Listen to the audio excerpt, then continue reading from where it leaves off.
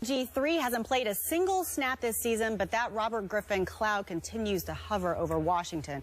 But Redskins coach Jay Gruden gave Kirk Cousins another vote of confidence, and here's what he said earlier this week.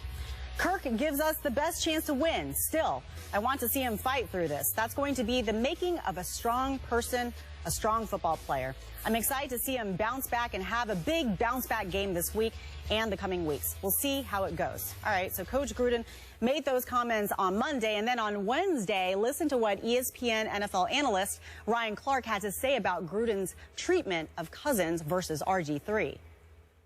The way he's protecting Kirk Cousins, that's how you take care of a quarterback. Whether it's right or wrong, that's what you're supposed to do. You're supposed to fall on the sword for him.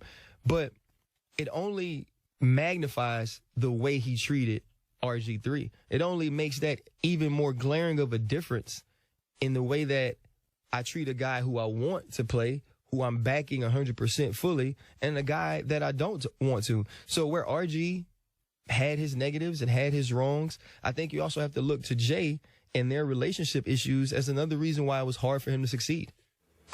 Wow, really interesting. But going back to Gruden's comments, Stephen A. Smith, what are your thoughts? Well, listen, I've been saying this for quite a long time. I mean, you know, Skip will validate that. I've been talking a long time about how Jay Gruden's treatment of RG3 was a bit suspect, to say the least. I mean, I'm not sure. I think I remember reading correctly. If I remember correctly, Kirk Cousins actually trained with John Gruden this summer. I don't know. You know, Jay's brother, obviously a man that works here, the voice of Monday Night Football. Don't know whether that's definitively true or not, but Jay Gruden clearly has his preference, and that preference clearly isn't RG3. Now, I have been on the record of saying on many, many occasions that to some degree RG3 brought some of this upon himself.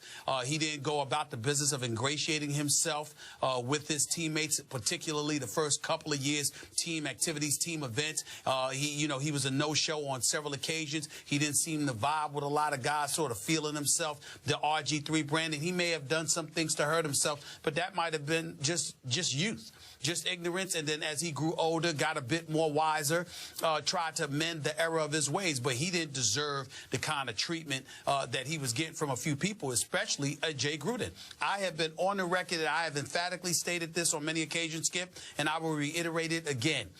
I put the blame primarily at the doorsteps of Jay Gruden because I believe Jay Gruden got the job as head coach of the Washington Redskins by marketing himself as somebody who could fix whatever issues involved RG3 at the time of the Mike Shanahan era. That's how he got the job, and then ultimately got the job and jumped ship on RG3. If you listen to how he talked about RG3 when RG3 was practicing, when RG3 was playing, it seemed to be excessively cruel, beyond the pale, and completely and utterly unnecessary, particularly when you juxtapose that to his support of Kirk Cousins, which to me to this very day is inexplicable.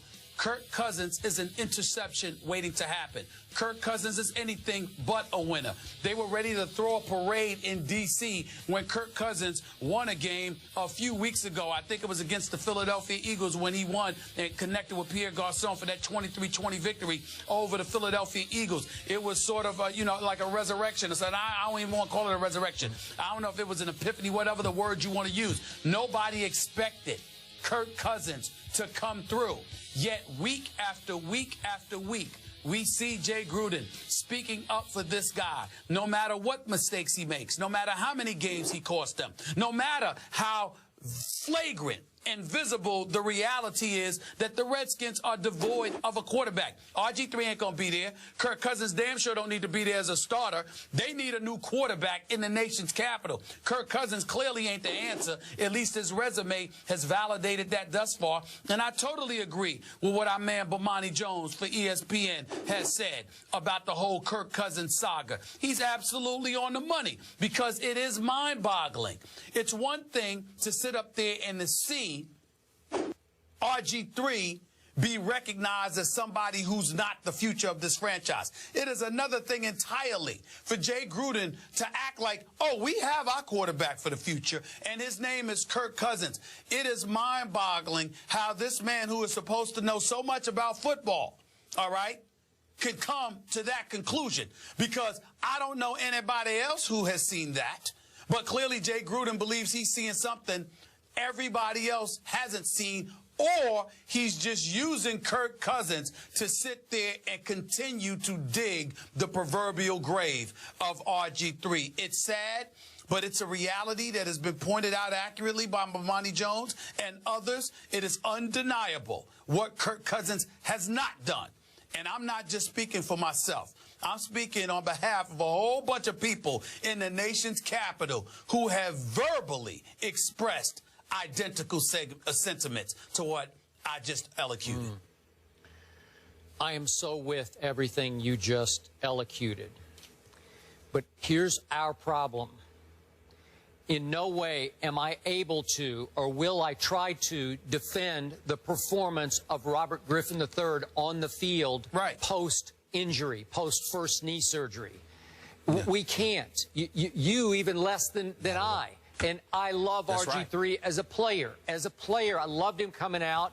And you pointed out early in the show, he wrecked his knee, and it seemed to wreck much of his confidence. He never seemed to get comfortable cutting, pushing off that knee again. And it led to this injury, which led to that injury, which led to this injury.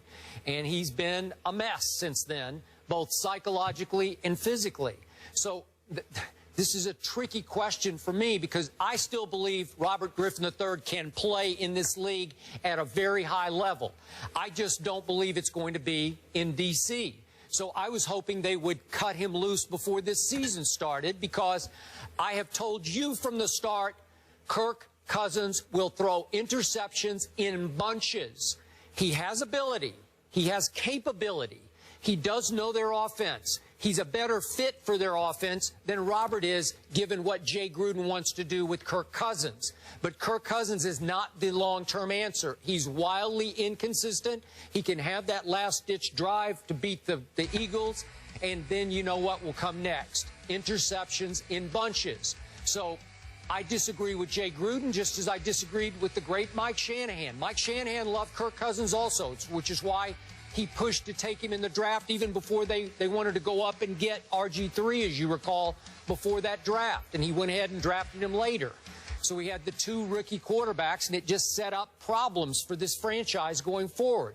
So my point to you is what Jay Gruden did last year to Robert was, I loved your phrase, it was excessively cruel. And now it looks laughably sad given how he continues to overly defend Kirk Cousins, to the point that last week he said, well, it was windy out there today in trying to defend Kirk Cousins' interception. It was windy out there. That's just flat out rock bottom pathetic. But as our friend Ryan Clark said, that's what you're supposed to do for your starting franchise quarterback. You're supposed to defend him when he has a rock bottom game. That's what you have to do to keep his confidence propped up. But last year he was, go ahead. Well, let's be clear. You are supposed to come to the defense of your quarterback. Yeah. But you're supposed to utter things that are plausible, that make sense, that allows us to sit up there and say we can understand that. When you're blaming your quarterback's putrid performance on the wind and weather conditions, you know, when everybody else has to deal with it, it's just pathetic. That's number one. Number two, the Redskins are 2-4 on this season. The two victories that they've had, Kirk Cousins hasn't thrown an interception.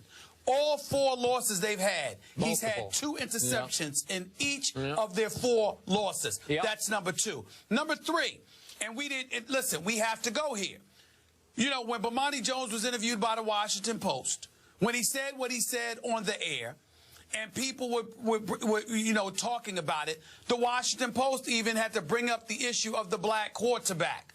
Why? We thought we were beyond all of this. We thought we were beyond the days, you know, of thinking about Warren Moon being pushed out the door for Cody Carlson, or the days questioning Randall Cunningham and what he was going to be able to do, or Doug Williams and whether or not he could lead a team to a Super Bowl. The list goes on and on.